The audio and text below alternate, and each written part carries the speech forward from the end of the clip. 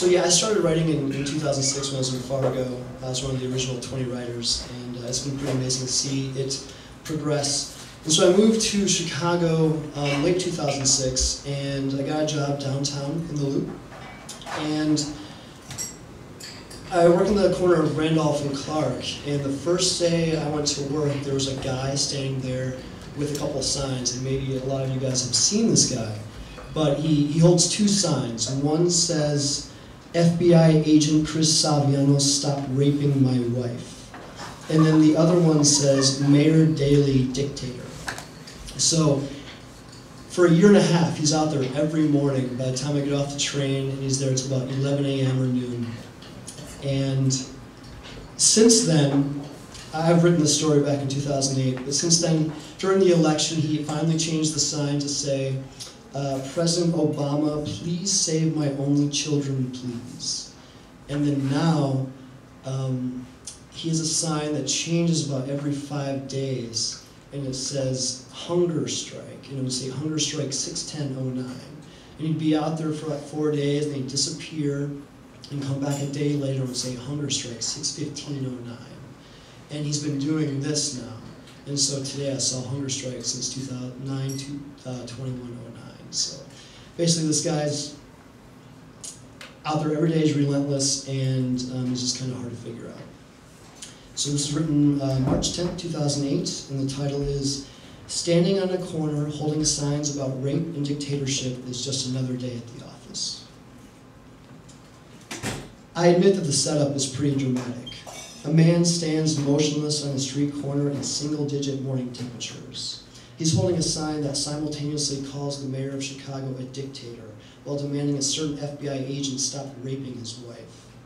The top portion of the sign, and it's a professional laminated sign, reads, FBI agent Chris Saviano, stop raping my wife, exclamation point. The bottom portion of the sign reads, Mayor Daley, dictator. And the first thing you think when you read this is, Jesus Christ, somebody help this poor guy whose wife is God knows where getting raped by this FBI agent. And the next day you see him dressed as before, in the same spot, holding the same signs. You think, fuck, this is still happening? How is this still happening? The FBI agent should be fired and thrown in prison by now. And yeah, you know, that Mayor Daley is totally a dictator if you get down to it. But it's on the third morning, upon seeing him on the same corner with the same signs, you think, yikes, how long has this dude been out here doing this? You think about him, Farhad Kohi Abbasi, and about the day he walked into a Kinko's or a Fast Signs, where he had to explain to whoever was behind the counter that he wanted these exact signs made. And you imagine how he had to explain that he really wanted the word raping to be in red and a bit slanted, and how he wanted both the T's and dictator to be in capitals. He maybe said, oh, and let's totally underline the word dictator and make the word stop into a stop sign. Can you guys do that? Can you make a stop sign? Yeah? Yeah. Oh, and on that third morning, you totally start thinking he's schizophrenic. I worked down the Loop on the corner of Clark and Randolph for over a year now, and Farhad Kohi Abbasi has been there almost every morning, holding those signs, staring straight ahead, oblivious to the whispers and the shaking heads. If it's cold, he's bundled up in ski pants and jacket, hat, gloves. If it's not cold, wearing a full-on suit. The story, or so say the peoples on the internet, is that he's been in a long-fought legal battle with his ex-wife.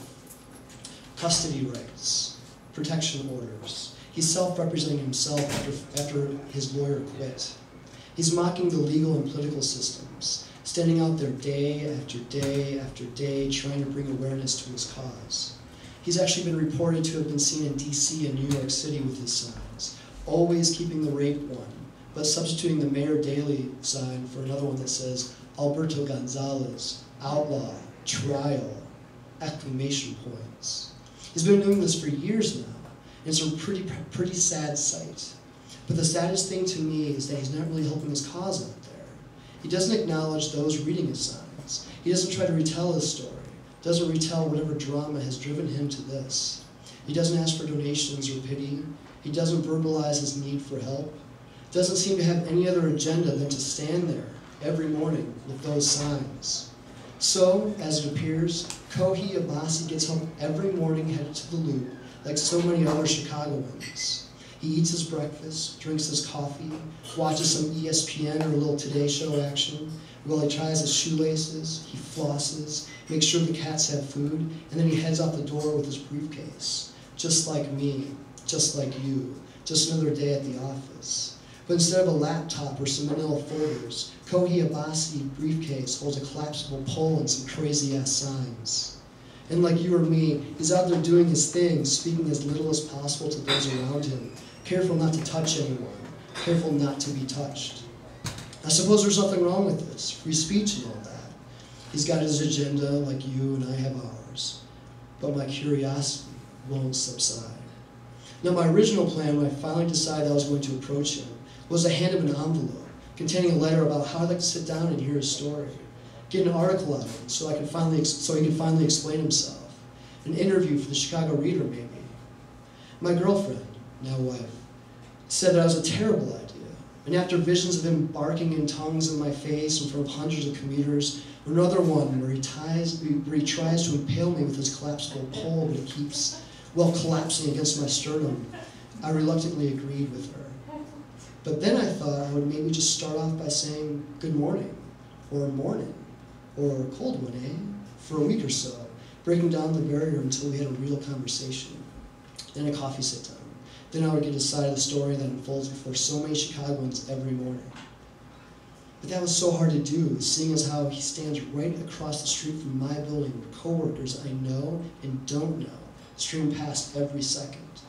I thought that being seen regularly conversing with this guy by higher-ups would be awkward and detrimental to my ladder climbing. But my curiosity, all winter I almost made my move, approaching and second-guessing, totally pussing out over and over. And then on a February morning that couldn't have been over 10 degrees, I mentally lowered my balls from my warm abdomen and I spoke to Kohi Abasi. I approached him from behind. He stared straight ahead, focusing on nothing. "Excuse me," I said, also facing straight ahead, but now right next to him, like in a movie. "So, I work across the street." He says nothing. I steal a glance and he doesn't even blink as I say, "Yeah, I see you out here all the time and I was wondering if you'd like some coffee." Nothing. "Or maybe some hot water," I said. Then there was a quick blink, but not the kind of blink that says, "Yes, stranger. I would love a cup of hot water as I can't feel my extremities. Thank you, you are very kind. I want to tell you all my secrets." Rather, it was a blink that said, "My eyes are dry, and so I choose to refresh them with a blink." Nothing more. The lights changed, people swarmed the street from both sides, and crushed, I walked into my building without looking back. I wonder how FBI agent Chris Saviano, the supposed raper, handles his name being out there on the corner of Randolph and Clark. If there even is an agent by this name, honestly. I read that in open court, Farhad Kohi Abasi's wife admitted that she's never even heard of a man with this name, which makes this man stand all the stranger. He's out there right now. I just saw him, holding those signs, not saying a thing, dressed the same as yesterday. And I will try to leave him alone. But I gotta say, it sure seems more than crazy to stand out there in the freezing morning wind and not take a man up on a cup of hot water. After all, you have to take care of yourself so you can make it to work the next day.